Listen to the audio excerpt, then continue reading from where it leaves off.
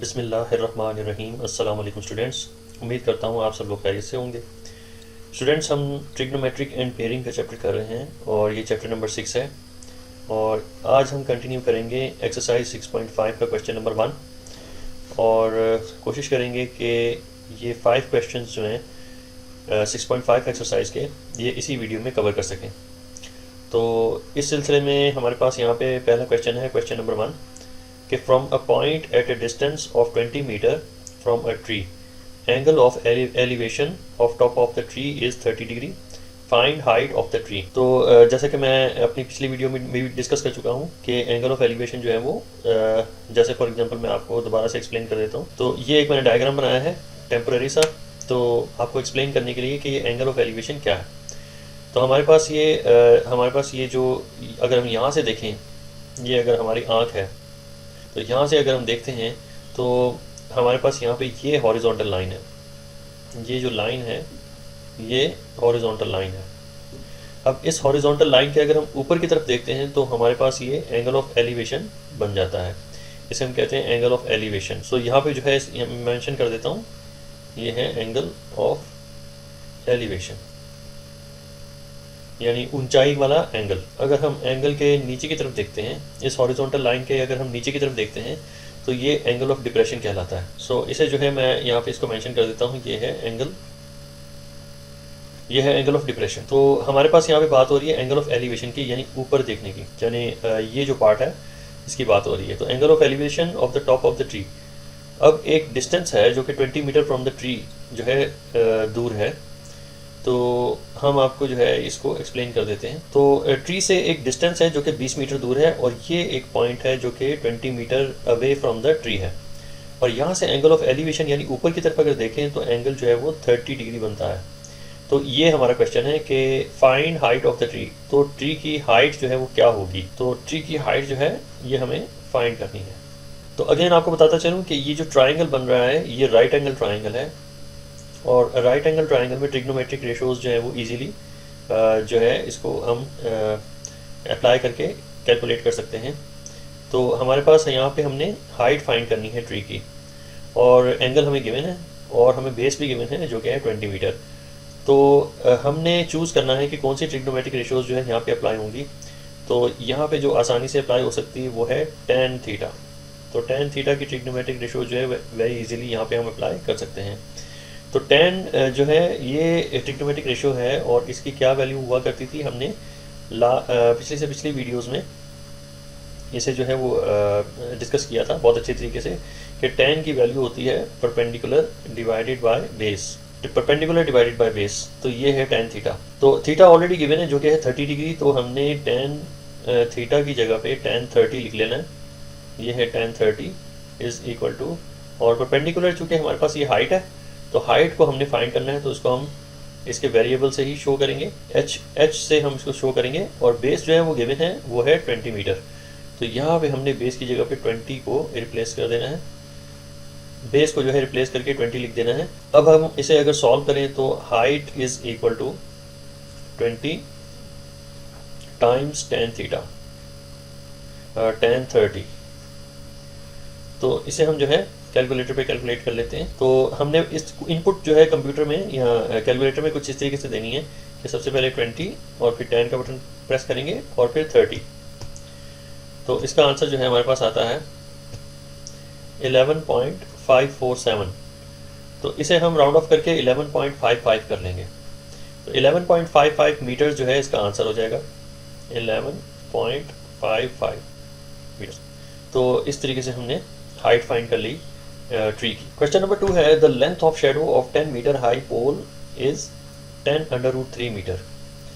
तो पोल की लंबाई जो है वो बताई हुई है हमें 10 मीटर। तो यहाँ पे मैंने एक डायग्राम बनाया है आपको एक्सप्लेन करने के लिए कि ये पोल है हमारे पास पिंक कलर का और इसकी लंबाई है 10 मीटर और इसका जो शेडो है, इसका जो साया पड़ रहा है, यानी फॉर एग्जांपल यहाँ पे अगर सूरज की रोशनी है तो यहाँ पे अगर सूरज की रोशनी, यहाँ से अगर सूरज की रोशनी आ रही है तो इस पोल का जो शेडो बनेगा वो इसके बिल्कुल पीछे बनेगा और उस शेडो की जो मेजरमेंट है वो हमें क्वेश्चन के अंदर बताई है वो है 10√3। तो अकॉर्डिंगली मैंने जो है 10√3 को शेडो की मेजरमेंट में दिखा दिया है। अब क्या मांग रहे हैं हमसे, find angle of elevation of the sun.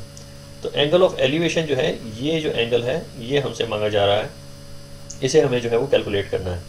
तो इसे बड़ी आसानी से कैलकुलेट कर सकते हैं tan थीटा के ट्रिग्नोमेट्रिक रेशो से। तो tan थीटा, अगेन मैं आपको बताता चलूँ कि tan theta is equal to, tan theta की वैल्यू होती है परपेंडिकुलर डिवाइडेड बाय बेस।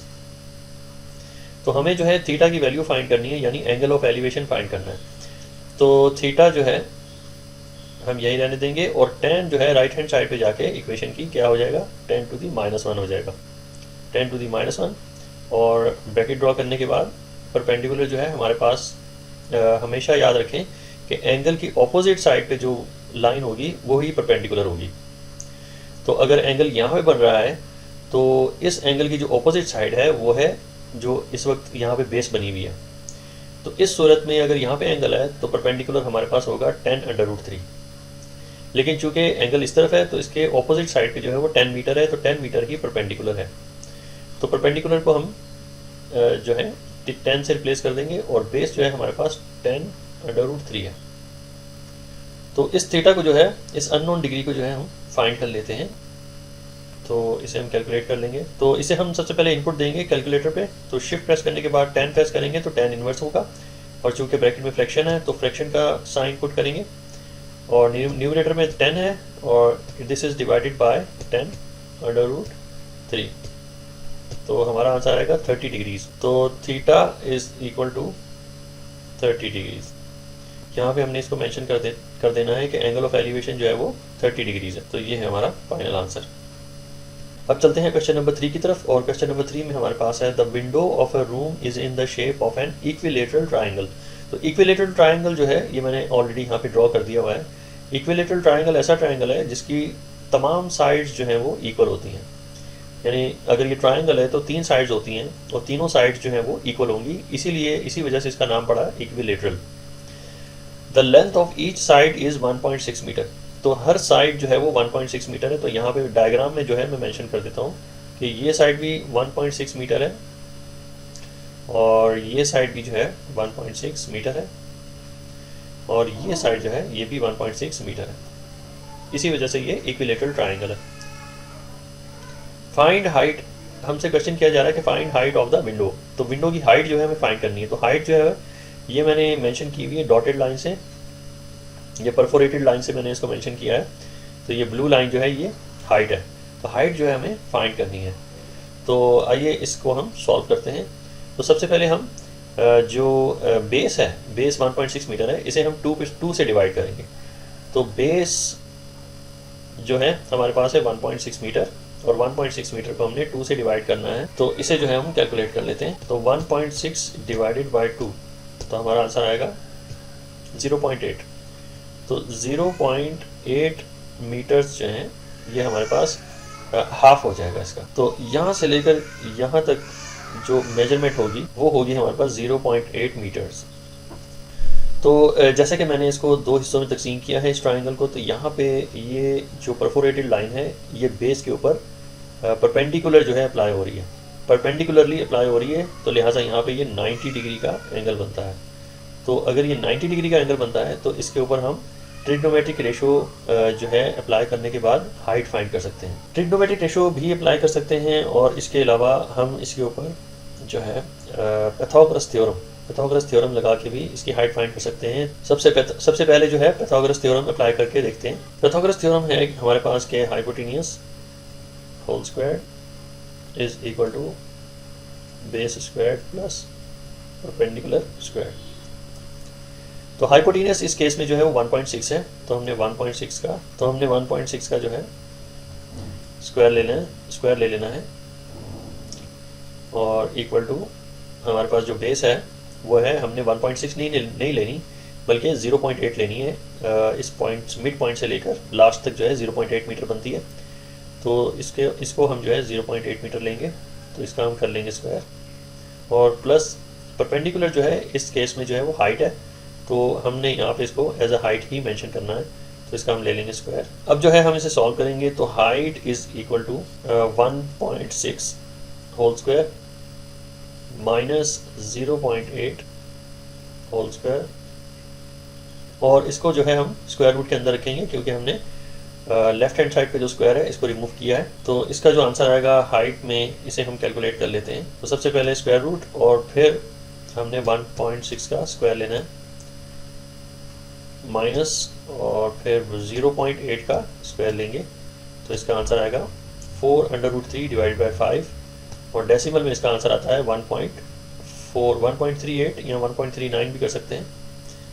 तो 1.39 दो डेसिमल प्लेसेस पे अगर आप आंसर दे दें तो ज़्यादा बेहतर है।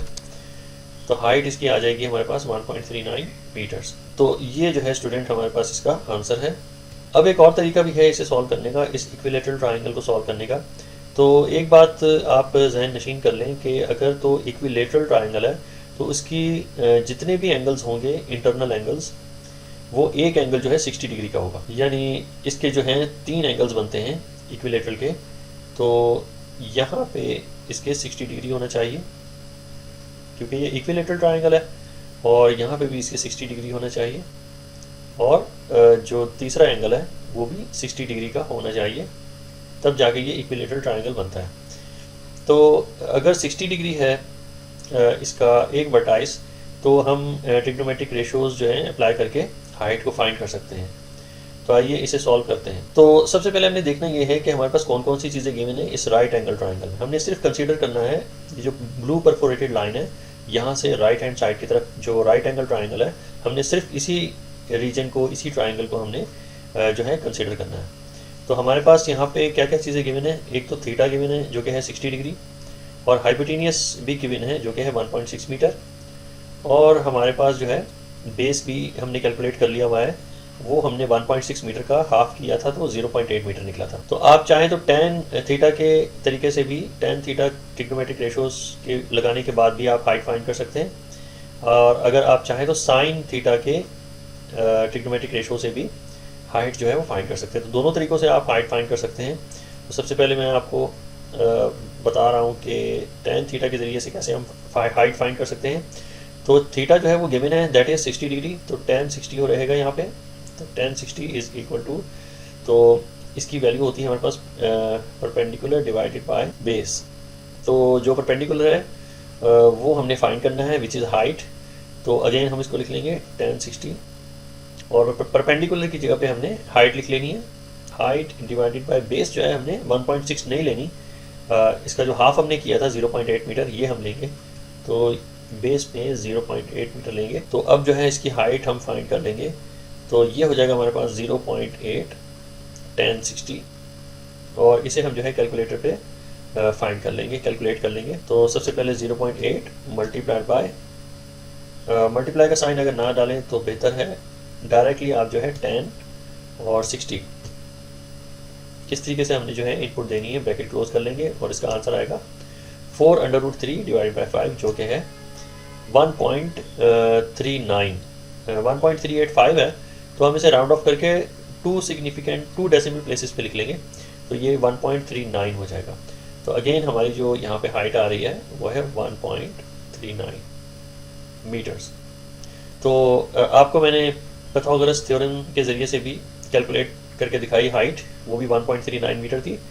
तो tan थीटा अगर हमने लगाया है ट्रिग्नोमेट्रिक रेशियो, तो उसके ज़रिए से भी हमारा आंसर जो है वो 1.39 मीटर आया। अब जो है हम साइन थीटा के तरीके से भी इसको फाइंड कर सकते हैं। तो साइन थीटा का रूल जो है वो लगा के जो है हाइट हम फाइंड कर ले। तो साइन हम लिखेंगे साइन, और चूँकि थीटा जो है वो गिवन है वो है 60 डिग्री, तो साइन जो है वो 60 degree is equal to, sine की वैल्यू होती है हमारे पास परपेंडिकुलर डिवाइडेड बाय हाइपोटेनियस। तो ये साइन की वैल्यू है, और परपेंडिकुलर जो है इस केस में जो है वो हाइट है। तो इसको दोबारा से रीड्रॉ कर लेते हैं, ये साइन 60 है, और परपेंडिकुलर जो है हमारे पास हाइट है, तो यहाँ पे हमने हाइट लिखनी है, और हाइपोटेनियस जो है हमारे पास 1.6 मीटर है, तो नीचे हमने 1.6 मेंशन कर देना है। तो हाइट हमारे पास जो निकल के आएगी इसे हम कैलकुलेट कर लेंगे कि height is equal to 1.6 meters और साइन 60। तो इसे जो है हम कैलकुलेटर पे कैलकुलेट कर लेते हैं, 1.6 और साइन और 60, और यहाँ पे ब्रैकेट हमने क्लोज कर लेनी है। तो इसका आंसर देख लेते हैं। तो इसका आंसर भी जो है वो 1.39 मीटर जो है आ रहा है। तो height is equal to 1.39 meters. तो ये 3 तरीके हैं जिसके मदद से हम हाइट जो है फाइंड कर लेते हैं। एक मेथड तो मैंने आपको बताया कि पाइथागोरस का है, दूसरा जो है वो ट्रिग्नोमेट्रिक रेशियोज अप्लाई करके आप इसको फाइंड कर सकते हैं, प्रोवाइडेड दैट कि आपके पास कौन कौन सी मेजरमेंट्स, कौन कौन सी डायमेंशंस गिवन है, उस हिसाब से ट्रिग्नोमेट्रिक रेशियोज भी अप्लाई होते हैं। तो साइन जो है वो किन दो डायमेंशंस या किन दो लाइंस को डील करता है, परपेंडिकुलर और हाइपोटेनियस, यानी ये परपेंडिकुलर है और ये हाइपोटेनियस है। तो इन दोनों लाइंस को कौन डील करता है, साइन। तो मैंने क्यों इनको यूज़ किया, इसलिए कि हमारे पास एक वैल्यू यहाँ पे गिवन थी 1.6 मीटर्स, इसीलिए मैंने साइन थीटा लगाया। और कोसाइन रूल क्यों नहीं लगाया, कोसाइन इसलिए नहीं लगाया कि हमारे पास कोसाइन जो है वो दो लाइंस को डील करता है, वो एक तो बेस है और दूसरी हाइपोटेनियस। तो बेस भी गिवन थी और हाइपोटेनियस भी गिवन थी, इसीलिए मैंने कोसाइन रूल जो है, कोसाइन थीटा जो है वो अप्लाई नहीं किया। तो आई होप आपको थोड़ी बहुत समझ में आ गई होगी। अब चलते हैं क्वेश्चन नंबर 4 की तरफ। और क्वेश्चन नंबर 4 है, the height of a slide in a children park is 5 meter. A girl standing at the top of slide observes that angle of depression of its bottom is 30 degree. Find length of the slide. तो इसको बेहतर explain करने के लिए मैंने एक diagram बनाया है, और एक छोटी बच्ची है जो कि बिल्कुल टॉप पे खड़ी है। स्लाइड की जो हाइट है वो हाइट हमें गिवन है क्वेश्चन के अंदर, वो है 5 मीटर। जबकि इस बच्ची का जो एंगल ऑफ डिप्रेशन है, तो एंगल ऑफ डिप्रेशन जो है मैं आपको यहाँ पे एक्सप्लेन करता हूँ। तो ये जो ऑब्जर्वेशन है इस बच्ची की, अगर हम यहाँ से एंगल ऑफ डिप्रेशन लेते हैं तो ये एंगल ऑफ डिप्रेशन जो है वो 30 डिग्री के इक्वल है।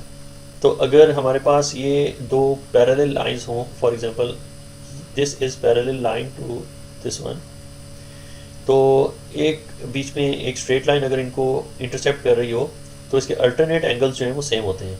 तो यहाँ पे इसको मेंशन कर देता हूँ, one straight transverse line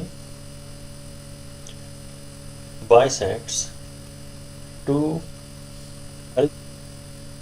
lines, then alternate angles will be equal। तो दो पैरेलल लाइंस कौन कौन सी है, एक तो ये पैरेलल लाइन है जो कि हॉरिजॉन्टल लाइन है, और दूसरी पैरेलल लाइन जो है यहाँ पे है जो कि बिल्कुल पैरेलल है इस हॉरिजॉन्टल लाइन के।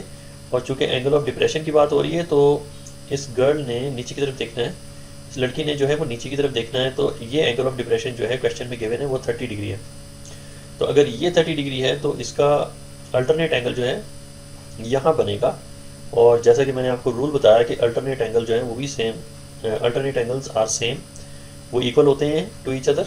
तो यहाँ पे अगर 30 डिग्री है तो यहाँ पे भी 30 डिग्री बनेगा। आई होप ये आपको अंडरस्टैंड हो गया होगा। तो चलते हैं अपने सोल्यूशन की तरफ। तो चूंकि हमने ये फाइंड कर लिया है कि हमारे पास यहाँ पे जो ये एंगल ऑफ एलिवेशन जो कि एंगल ऑफ डिप्रेशन के नतीजे में निकला है वो 30 डिग्री है, तो हम जो है लेंथ फाइंड करने के काबिल हैं। इस स्लाइड की जो लेंथ है उसे हमें फाइंड करना है, जबकि हमें हाइट गिवन है जो कि है 5 मीटर।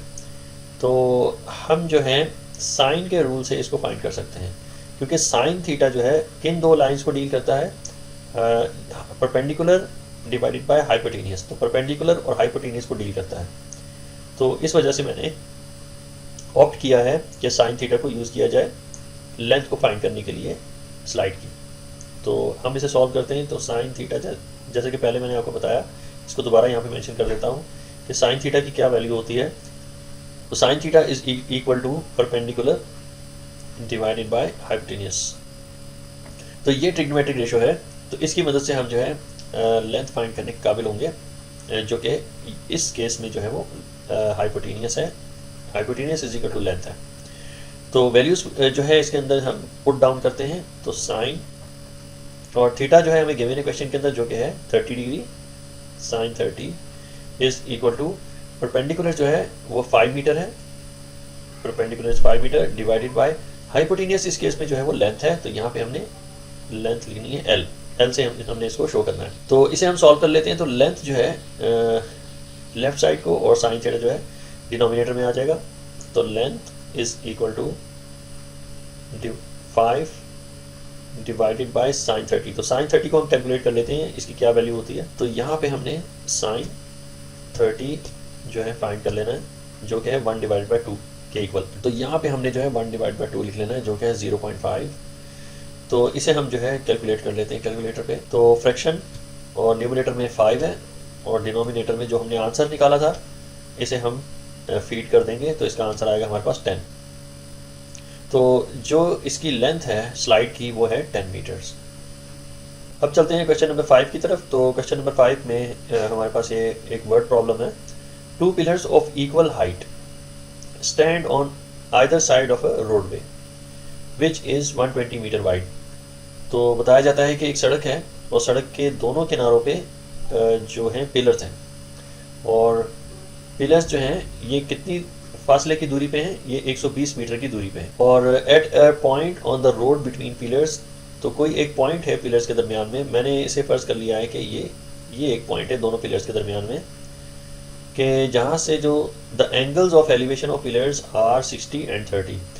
तो कि जहाँ से जो एक पिलर को जो एंगल जा रहा है वो 60 डिग्री है और दूसरे पिलर को जो एंगल ऑफ एलिवेशन जा रहा है वो है 30 डिग्री। तो पूछा गया है कि find height of each pillar and position of the point.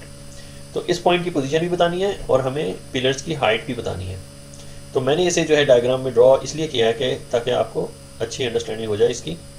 तो मैंने ये मेंशन किया है इस डायग्राम में कि दोनों पिलर्स के दरमियान में जो फासला है वो है 120 मीटर, और एक पॉइंट है दोनों पिलर के दरमियान में कि जिसका एक पिलर के साथ जो एंगल ऑफ एलिवेशन है वो 60 डिग्री है और दूसरे पिलर के साथ उस पॉइंट का जो एंगल ऑफ एलिवेशन है वो है 30 डिग्री। तो क्वेश्चन ये है कि हमने हाइट फाइंड करनी है पिलर्स की और उस पॉइंट की पोजीशन बतानी है। तो आइए अब हम इसे सॉल्व करते हैं। तो चूंकि हमें सिर्फ एक ही वैल्यू गिवन है वो है डिग्रीज, थीटास गिवन है, और इसके साथ साथ जो है इनकी कॉमन जो क्या नाम है ये डिस्टेंस है वो है 120 मीटर। तो इसे जो है सॉल्व करने का आसान तरीका ये है कि हम इसे बाइफरकेट कर लेते हैं दो हिस्सों में। तो दो हिस्सों में इस तरीके से हम इसको बाइफरकेट कर लेते हैं कि इस पॉइंट से लेकर पहले पिलर तक का जो फासला है उसे हम यहाँ इस तरीके से कर लेंगे कि इस पॉइंट से लेकर जो कम फासला है पिलर तक, इसे हम कह देते हैं कि ये है x। इस पॉइंट से लेकर दूसरे पिलर तक का जो फासला है इसे हम कहेंगे 120 माइनस x, क्योंकि टोटल जो है फासला इन दोनों के दरमियान 120 मीटर है।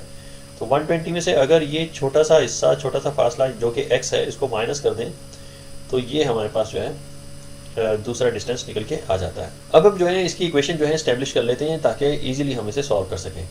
तो चूँकि हमारे पास ये बेस x है और हमें फाइंड करना है पिलर की हाइट और थीटा भी गिवन है, तो इन दो लाइंस को कौन सी ट्रिग्नोमेट्रिक रेशो जो है वो डील करती है, वो है tan थीटा, क्योंकि x जो है एक वैल्यू है जो कि गिवन है और थीटा भी गिवन है और हमें हाइट फाइंड करनी है। तो हाइट और ये बेस इनको कौन डील करता है, tan थीटा डील करता है। तो tan थीटा की वजह से हम इसकी एक इक्वेशन जो है बना लेते हैं।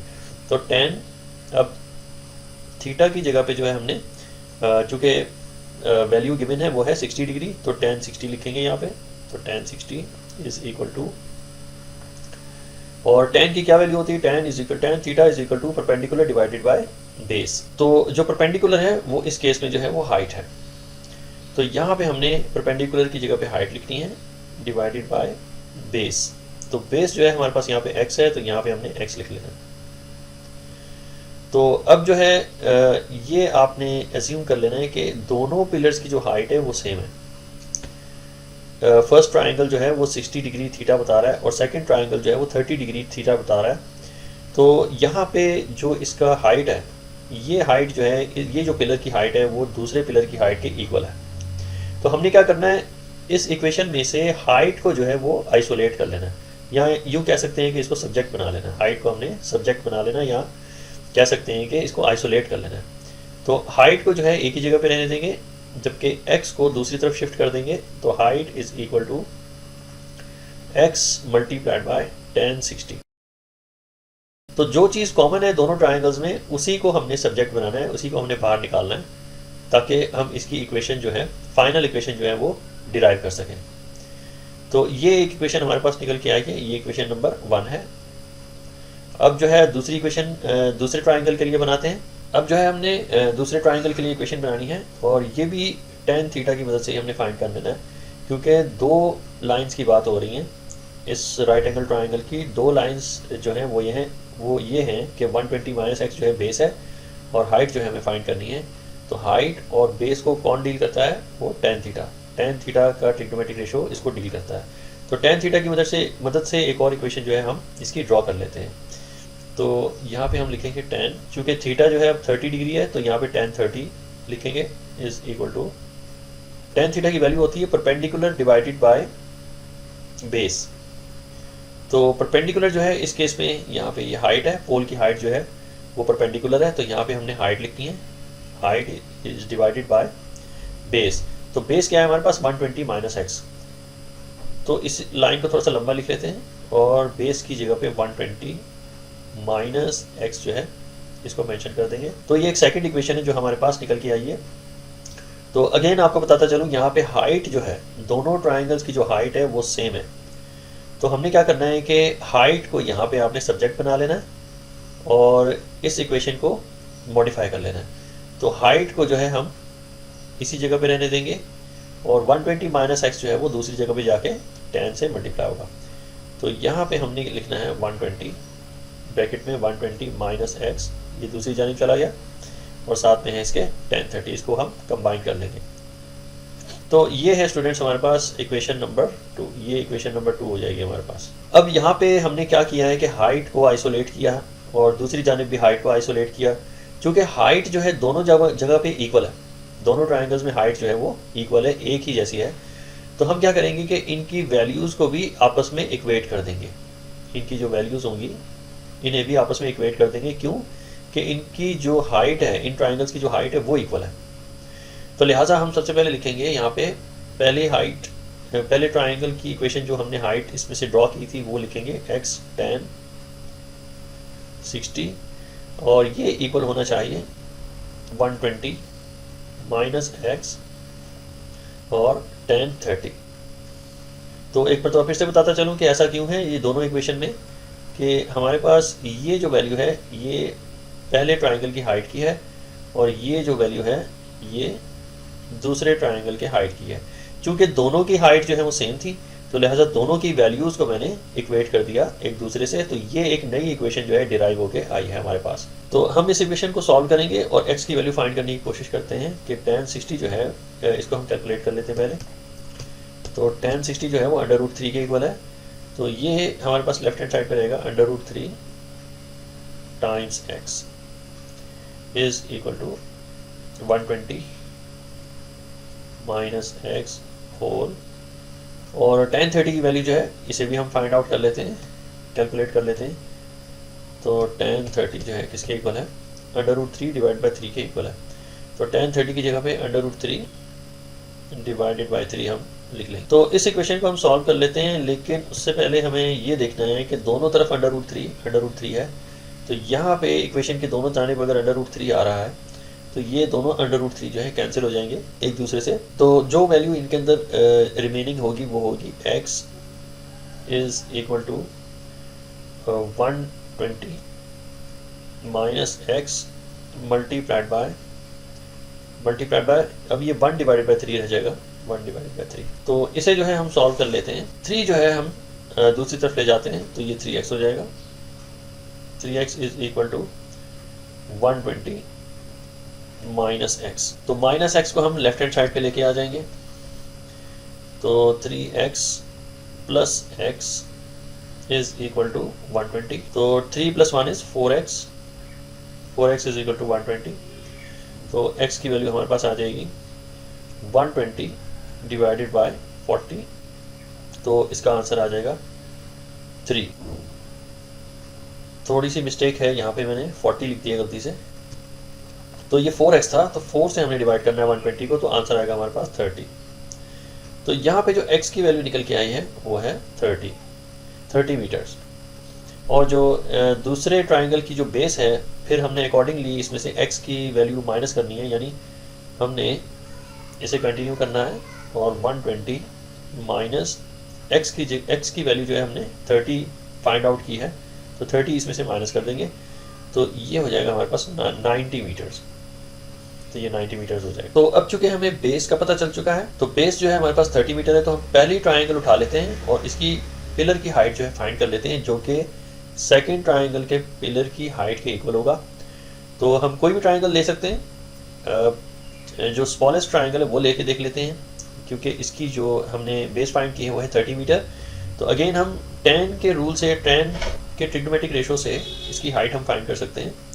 tan थीटा जो है वो डील करता है परपेंडिकुलर और बेस को, तो बेस ऑलरेडी गिवन है और थीटा भी गिवन है, तो लिहाजा हम हाइट को फाइंड कर सकते हैं as per tan trigonometric ratio. तो यहाँ पे जो है हम लिखेंगे tan, क्योंकि थीटा जो है वो 60 डिग्री है, तो tan 60 इज इक्वल टू, इसकी वैल्यू होती है परपेंडिकुलर डिवाइडेड बाय बेस। तो परपेंडिकुलर इस केस में हाइट है, तो हमने परपेंडिकुलर की जगह पे हाइट लेनी है, और बेस जो है हमारे पास x है। x की वैल्यू हमने फाइंड की हुई है जो कि है 30 मीटर, तो यहाँ पे हमने 30 लिख लेना है, और हाइट जो है हम फाइंड कर लेते हैं पिलर्स की। तो 30 को दूसरी तरफ शिफ्ट कर देंगे तो ये हो जाएगा 30 tan 60। तो हाइट जो है पिलर की वो क्या निकलेगी, हम इसको कैलकुलेट कर लेते हैं। तो हाइट जो है 30 tan 60, और इसका आंसर आएगा 30√3, 30√3, और ये अप्रॉक्सीमेटली किसके इक्वल है, इसे हम कैलकुलेटर पे चेक कर लेते हैं। हमने खाली ST का बटन जो है वो प्रेस करना है, तो हमारे पास आंसर आएगा 51.96। तो ये अप्रॉक्सीमेटली इक्वल है 51.96, या ये अप्रॉक्सीमेटली 52 मीटर्स बनता है।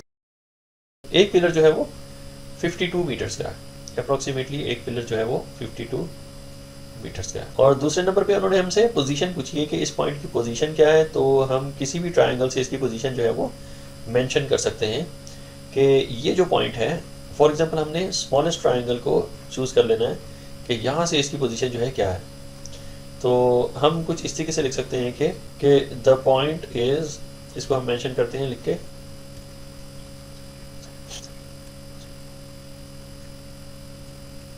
The point is at 60 degree angle of elevation at 30 meters, यानी ये पॉइंट जो है 30 मीटर दूर है, 30 मीटर्स के फासले पे है, और एंगल ऑफ एलिवेशन है 60 degree on the top of the pillar.